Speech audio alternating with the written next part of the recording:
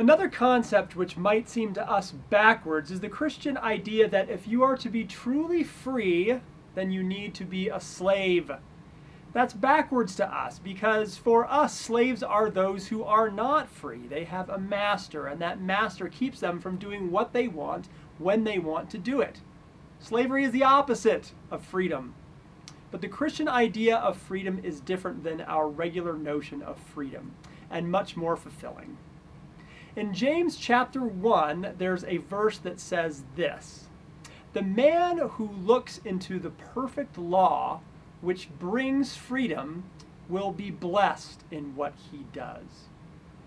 Now, the word that we translate perfect is not a moral perfection, although God's law is morally perfect. The word is actually telos, and telos means completion or fulfillment. So God's law is completing to us, or it's fulfilling to us. And the law that James is talking about is Jesus himself. The law is Jesus and what Jesus says, what he would have us believe, and what Jesus would have us do. And if we believe in Jesus and listen to him as our guide and our master, we will be free. That's what the verse says. It brings freedom, and we will be a blessing.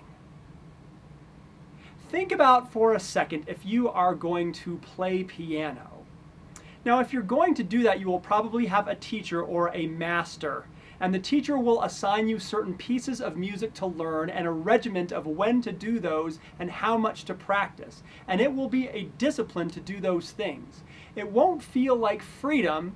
It'll feel like law or rules that you have to live by. But what happens if you do that? If you practice those pieces, if you put in the time, you will become great at the piano. And you will be a blessing to others.